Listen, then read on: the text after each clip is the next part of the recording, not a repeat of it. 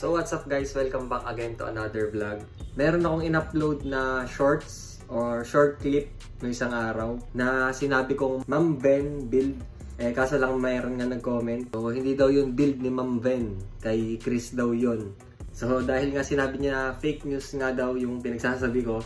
So aalamin natin ngayon kung kaninong build ba yun. So to be honest nga, hindi ko kilala kung sino si Chris. Kilalang kilala naman kasi si Ma'am Ven. Kaya pag nakakita ako ng ganung style, akala ko build na yon ni Ma'am Ven. Kahit kay Ma'am Ven na build yon o kaya kay Chris na build, guys, kami pa rin yung pinili nung customer namin na i-restore yung owner niya. So ano pang hinihintay natin guys, simulan na natin. Ito, papakita ko na sa inyo yung hindi natin maintindihan kung Ma'am Ven ba o Chris build. Yan. So lalabas ko muna siya para makita nyo. Tayo magbablog sa Talyer. Hindi ko kasi alam yung pinagkaiba nitong, sabi Chris daw to, Chris build. Ito Ma'am Ven. So mamaya malalaman natin.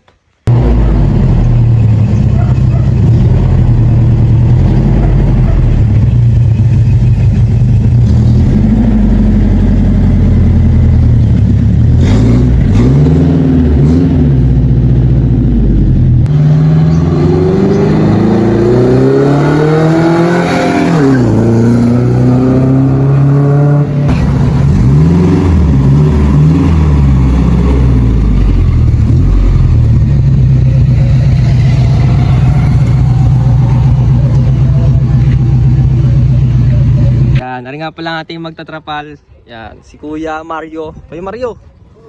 Yan, ano masasabi mo din sa owner? Mukha lang. Pero Sa mukha? Hindi yan kay Ma'am Ven. Yan.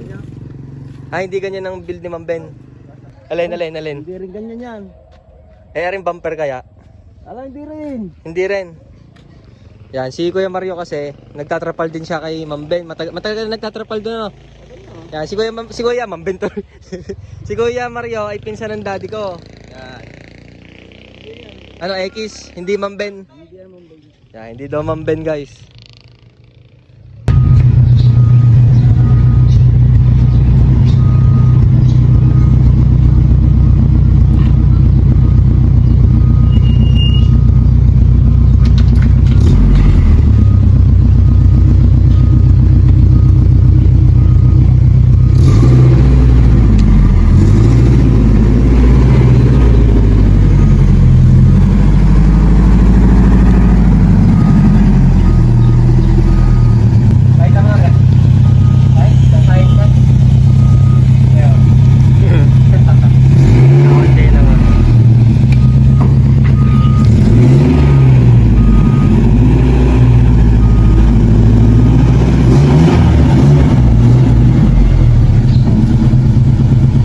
Guys, no, sabi nga ni Kuya Mario, hindi to build ni Ma'am Ven.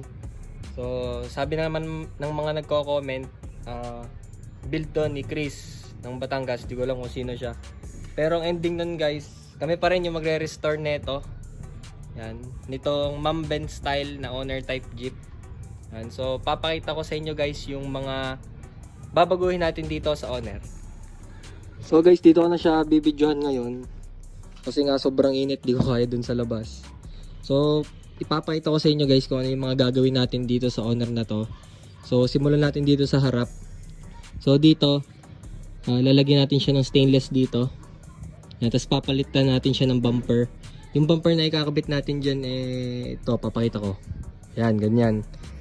Tapos, yung kanyang headlight, pansin nyo nga guys, crack na. At malabo na rin daw, sabi ni Bossing. So papalit tayo ng LED lights. Yan. Ba, naka-Bosch din pala to. Maganda yung tunog na ito guys, hindi ko lang nabusina kanina. Tapos dito nga pala sa suspension, kukulayin ulit natin siya. Yan, kasi luma na yung kulay oh. Siguro magandang kulay dito, red to. Tapos ito ay black. Yan, black. Ito red pa din. Yung naisip kong kulay. Tapos ito black din. Yan. Hindi ko lang alam kung papalitan siya ng hood. Kasi guys, yung kanyang hood ang bukas pag ganito daw. Papakita ko sa inyo. Medyo mahirap nga lang siyang buksan. Ayan na yung assembly nung kanyang sa hood.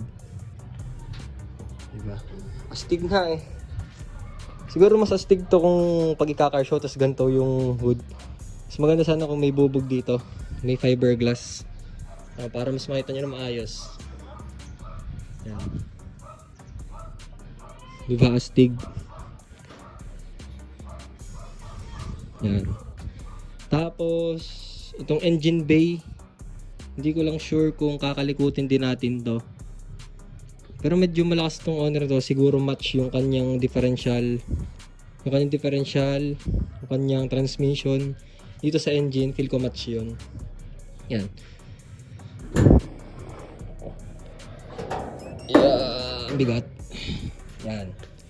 Tapos, dito naman sa ito side mirror, papalitan din natin to ng bago.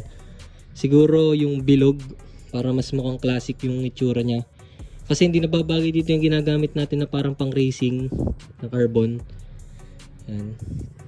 Tapos itong kanyang trapal, papalitan din to. Kasi natin yung luma na nga guys. Kasi papalis niya tong sunroof. Sayang, maganda sana tong sunroof. Kung yung trapal parang may bakal dito. Alam mo ito kayong tawag eh.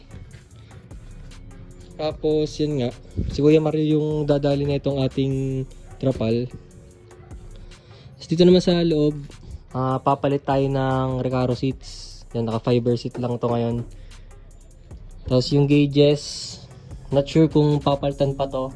Pero sabi ni Bossing papaganahin daw to kasi feel ko parang origata to. Yan. Tapos yung flooring, re-repaint natin. Kasi luma na din eh. Bali sabi nung may-ari, kaya daw to ipapagawa. Kasi yung may-ari mismo nito, nasa ibang bansa. Kaya nag-aasikaso nito yung kamag-anak. Nasulat dito, Marcus, Maxine, Chaya at Heaven yan. Shout out po. Tapos dito sa sidings na to, na eagle. Suggest ko kay boss, palta na rin niya. Pakulayin na lang niya ng black. Para maganda talaga yung kalabasan ng owner natin na i-restore natin. Yan. Dito sa likod, wala na tayong babaguhin dito. Goods na yan. Yan. Sa mugs, naka 13s nga pala siya. Yan. Parang bago yung mga gulong ni Bossing. So ito na nga guys, no. Nakalas na natin yung bubong. Medyo sporty look na. Ngayon lang ulit ginamit. So abangan natin guys yung kalalabasan nito. Kung mapapansin nyo nga guys, no, parang nga siyang gawa ni Ma'am Ben. So nung sinabi nga sa akin ni Kuya Mario na hindi to gawa ni Ma'am Ben, di naniwala syempre ako. So ang gagawin natin ngayon, papakalas ko muna yung bubong para i-montage ko siya ng maganda ngayon. So tara.